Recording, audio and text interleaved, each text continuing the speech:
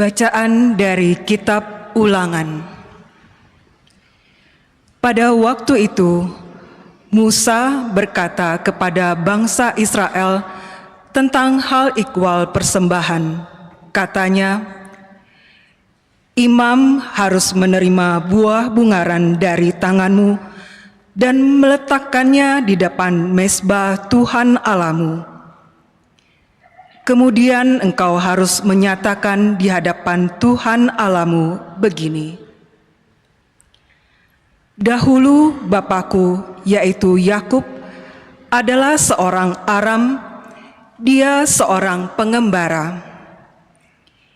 Ia pergi ke tanah Mesir dengan sedikit orang saja dan tinggal di sana sebagai orang asing. Tetapi di sana ia berkembang menjadi suatu bangsa yang besar, kuat, dan banyak jumlahnya. Ketika orang Mesir menganiaya dan menindas kami dan menyuruh kami melakukan pekerjaan yang berat, maka kami berseru kepada Tuhan Allah nenek moyang kami, lalu Tuhan mendengarkan suara kami. Ia memperhatikan kesengsaraan, kesusahan, dan penindasan terhadap kami. Lalu dengan tangan yang kuat dan lengan yang kuasa, dan dengan tanda serta mukjizat-mukjizat yang dahsyat, Tuhan membawa kami keluar dari Mesir. Ia membawa kami ke tempat ini dan memberikan kepada kami negeri ini, suatu negeri yang berlimpah-limpah susu dan madunya. Oleh sebab itu, di sini aku membawa hasil pertama dari bumi yang telah kau berikan kepadaku, ya Tuhan.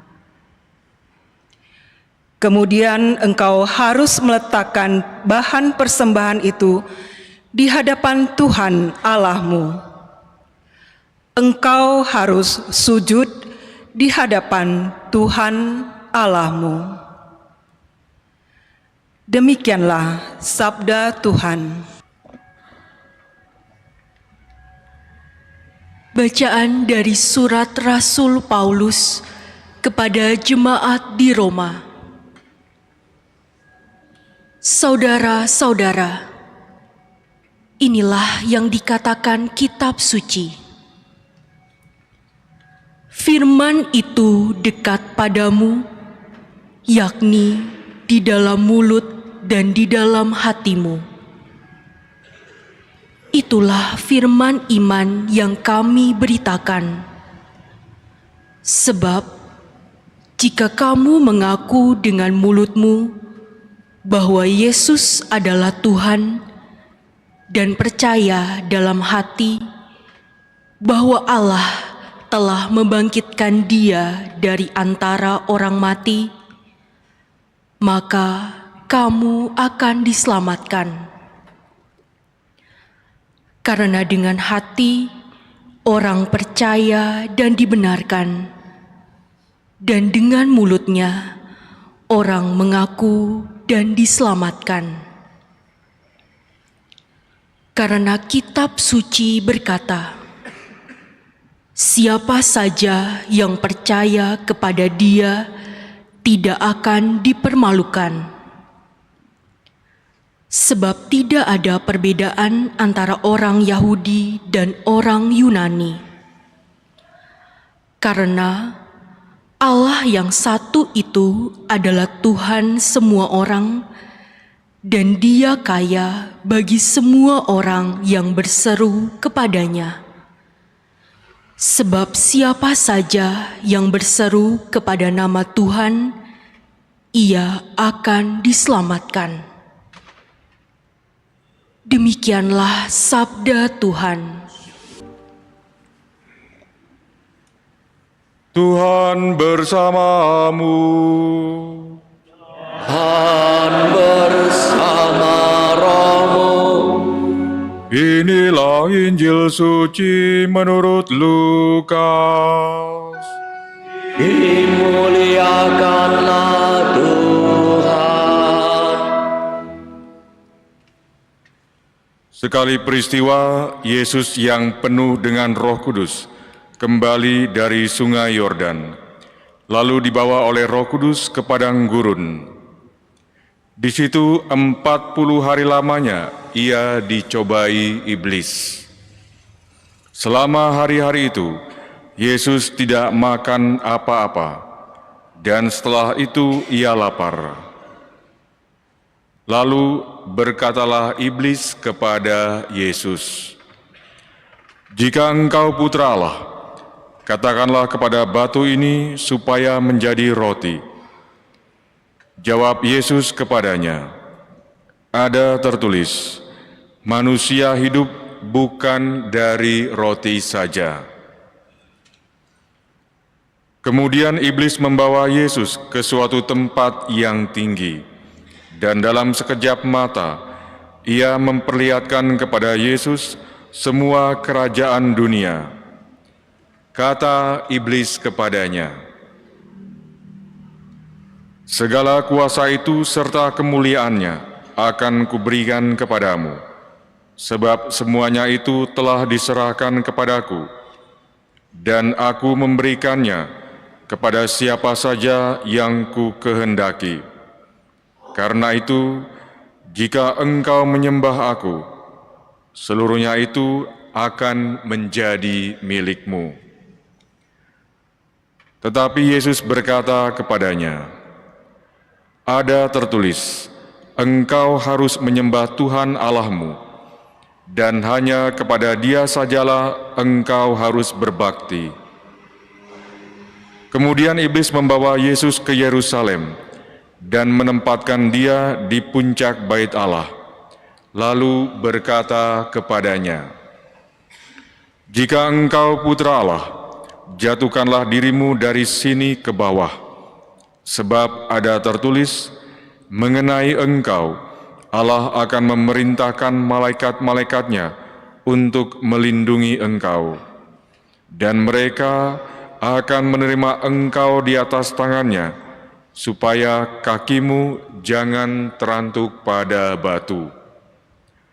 Yesus menjawab, "Ada firman, jangan engkau mencobai Tuhan Allahmu." Sesudah mengakhiri semua pencobaan itu, iblis mundur dari hadapan Yesus dan menunggu saat yang baik. Demikianlah sabda Tuhan. Terpujilah Kristus.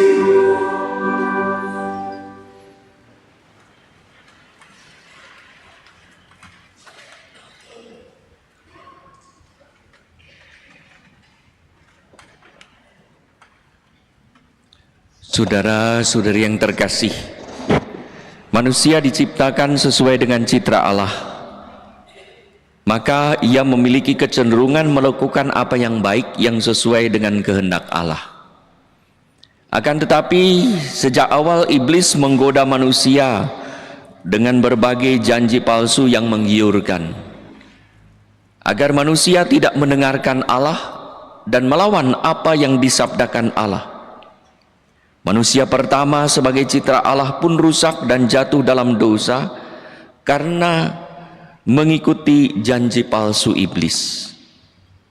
Karena kasih-Nya yang begitu besar pada dunia dan tentu pada manusia, Allah mengutus putranya yang tunggal, Yesus, untuk mengembalikan citra Allah yang hilang, yang rusak.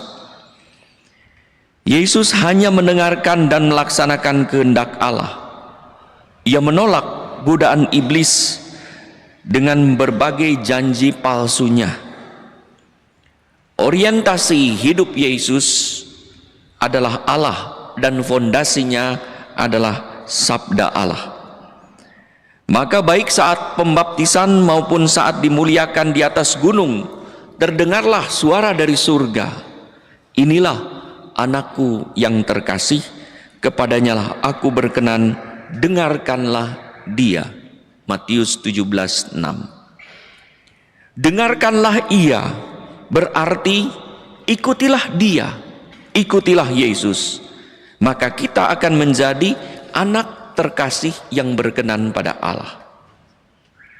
Saudara-saudari yang terkasih, iblis itu kreatif, cerdik dan licik, terus menggoda manusia, tahu apa yang paling dibutuhkan oleh manusia. Ketika seseorang butuh uang, muncul iblis dalam rupa pinjol atau pinjaman lain, judi online. Ketika orang kesepian, muncul penghibur yang bisa menyesatkan. Jadi iblis tahu persis apa yang kita butuhkan saat itu, dan itulah yang digoda oleh iblis. Tidak akan goda yang lain-lain. Ia tahu apa yang paling kita butuhkan. Ia mengganggu dengan godaan yang paling relevan hingga kita pun tergiur. Nih para katekumen yang akan menerima baptisan nanti Paskah ya. Makin ke sini, makin dekat, makin banyak godaan. Betul ya? Saudara-saudara sering digoda tidak? Jarang. Ada yang sering, ada yang jarang. Ini senyum ini tandanya apa? Tanda iya apa tidak gitu ya. Sering digoda tidak? Biasanya ya, kalau makin dekat dengan Tuhan, makin digoda tuh. Maka kalau saudara-saudara senyum, loh kok saya nggak pernah digoda ya? Sedih saudara-saudara. Untuk apa kata iblis digoda? Dia kan udah sahabat dan kerabat kita, udah dekat dengan kita. Jadi makin dekat dengan Tuhan, godaan tuh makin besar. Mau pelajaran agama, aduh hujan. Mau pelajaran, aduh capek. Jadi ada selalu godaan, ya. Pada masa Prapaskah ini juga, apa yang kita pantangkan dan apa yang kita puasakan, persis itulah yang menjadi godaan kita. Kalau kita pantang sambal, persis hari itu pengen makan sambal gitu ya. Biasanya enggak tuh. Kalau kita pantang daging, persis hari itu juga pengennya kita makan daging. Ya. Entah daging betulan atau daging yang dalam rupa kaldu. Ya. Jadi godaan-godaan itu macam-macam, selalu menggoda tuh. Lalu orang bertanya, Bapak Uskup, kalau seafood tuh daging apa bukan? Nah kan udah mulai begini-begini itu ya. Ya, karena itu ada orang puasa tuh, puasa daging. Waduh lapar, lewat pulang dari gereja, wih, bubur ayam. Nggak apa-apa lah, nggak usah pakai ayamnya. Pak, bubur satu, nggak usah pakai ayam. Tapi kan bubur ayam itu ya. Godaan itu persis. Jadi persis itulah yang menjadi godaan. Maka ketika Adam dan Hawa digoda oleh iblis, itu dilihat buah itu kelihatannya menarik dan enak untuk dimakan. Lalu orang aduh daripada sakit mah ya mungkin nggak apa-apa ya. Nah itu kan godaan. Jadi orang mulai berkompromi dengannya. Yesus tidak mau berkompromi. Iya, tidak. Karena apa? Orientasi hidupnya Allah, fondasinya sabda Allah. Maka apapun godaannya bertahan. Yesus yang penuh dengan Roh Kudus saja dicobai oleh iblis. Disebutkan Yesus penuh dengan Roh Kudus, dibawa oleh Roh Kudus ke padang gurun, sudah dibawa oleh Roh Kudus, dikuasai oleh Roh Kudus, dicobai iblis. Maka sekali lagi makin dekat dengan Tuhan, makin besar dicobai iblis. Nanti kita lihat tingkatan Yesus digoda juga lain-lain. Tingkatannya itu pertama pada tingkat makanan. Nah, itu kan tingkat anak-anak ya. Jadi kalau kita dewasa ribut hanya soal makanan, nah itu anak-anak gitu. Ya, iblis gampang menggodanya, pakai makanan saja. Ya.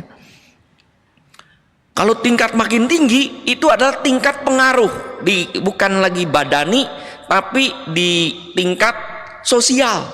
Siapa yang paling berjasa? Siapa yang paling hebat? Siapa yang paling berpengaruh? Dalam gereja, dalam keluarga. Jadi orang bertanya itu, siapa yang paling?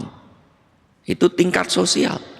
Nanti yang lebih tinggi adalah tingkat rohani.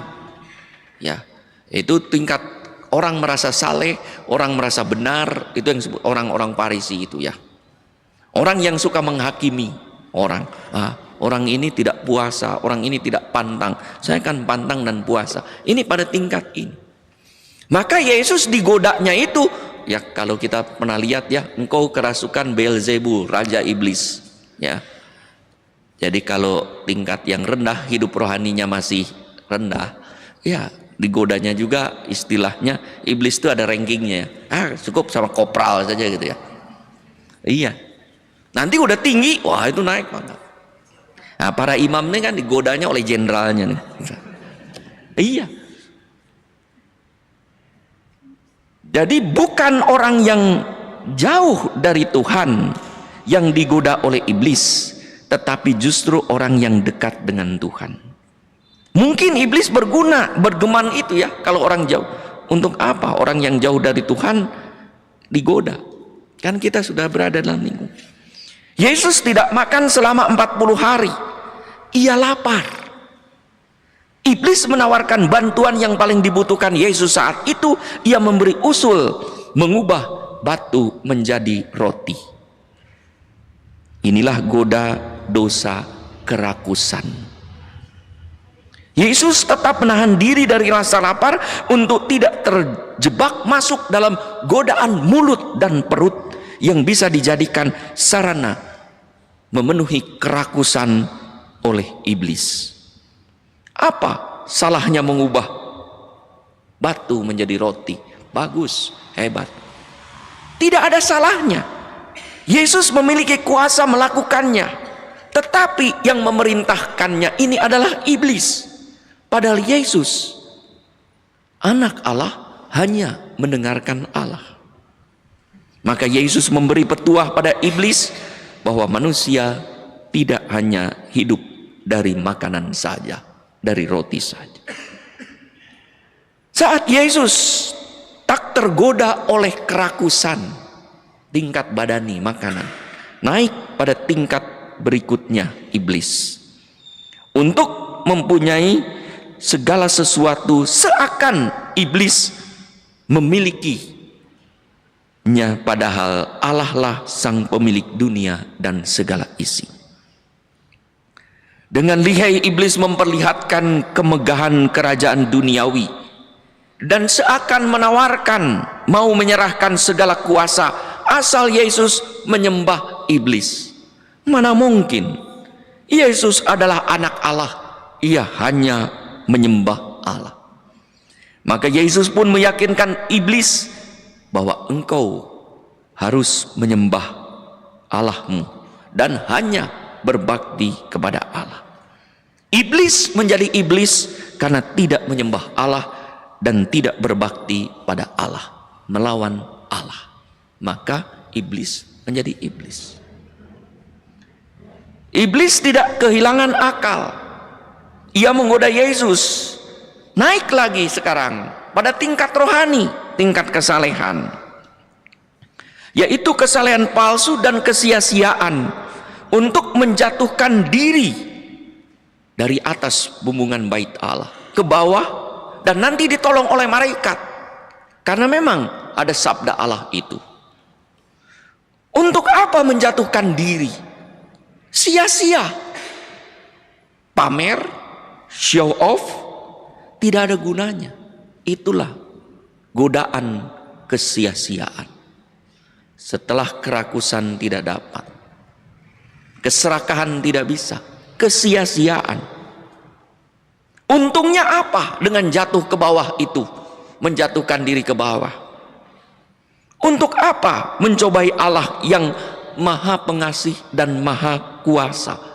Dosa di tingkat rohani.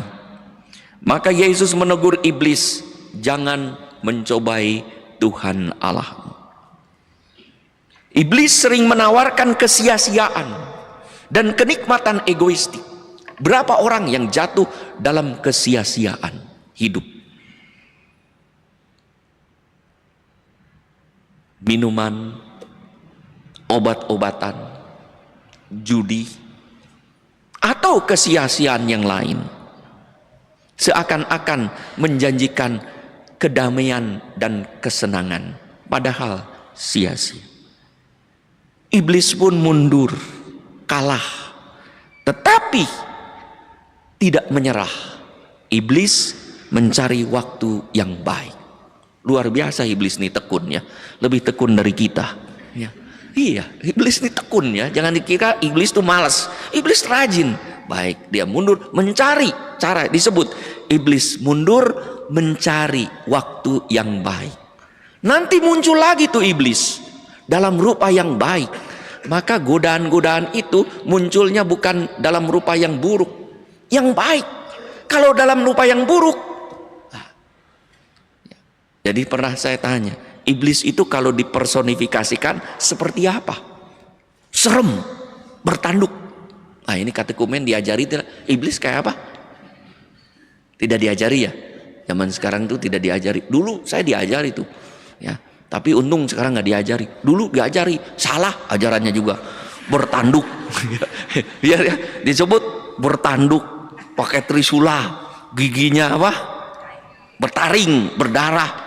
Kalau iblis begitu, kita lihat lari, nggak jadi goda tuh. Justru iblis itu sekarang muncul dalam wajah yang cantik, menarik, tampan, menawan hati. Nah itu iblis yang membuat orang dekat, ingin meraih, ingin memiliki. Itu iblis. Maka disebut mencari waktu yang baik. Nanti muncul dalam suatu yang baik ketika Yesus berkata, anak manusia akan menderita, sengsara, dan dibunuh, tetapi pada hari ketiga akan bangkit. Mati, Yesus akan mati menyelamatkan manusia. Maka Petrus menarik ke samping dan berkata, Guru, sekali-kali ini jangan terjadi. Seakan-akan siapa yang berani akan gua hajar. Jangan pernah engkau menderita mati. Yesus langsung menghardik, enyahlah iblis. Iblis masuk dalam mulut pikiran Petrus. Engkau hanya memikirkan apa yang dipikirkan manusia, bukan yang dipikirkan Allah. Maka iblis tidak menyerah, mencari cara lain bagaimana menjatuhkan Yesus. Karena godaan esensial, kerakusan, keserakahan, dan kesia-siaan telah diatasi oleh Yesus. Saudara-saudari yang terkasih, 3 godaan esensial inilah yang kita coba atasi selama masa Prapaskah ini, agar kita dapat menjadi anak yang terkasih dengan cara mengikuti apa yang telah Yesus lakukan, bagaimana ia mengatasi godaan iblis. Kita mencoba mengatasi godaan kerakusan melalui pantang dan puasa. Mencoba menghindari godaan keserakahan melalui tindakan amal kasih, berbagi pada sesama dari hasil pantang dan puasa. Serta kita mengalahkan godaan kesia-siaan untuk memenuhi kesenangan iblis melalui doa dan tapa. Saat kita mampu mendengarkan Allah dan hidup berdasarkan sabda Allah, hingga kita mampu mengatasi godaan kerakusan mulut dan perut, godaan keserakahan harta dan kuasa, serta godaan kesia-siaan pola pikir dan gaya hidup yang hanya mau show off, pamer diri. Semoga kita akhirnya menjadi anak terkasih Allah yang berkenan pada Allah lewat tindakan asketik, pantang dan puasa, tindakan mistik, tapa dan doa, serta tindakan karitatif, amal kasih.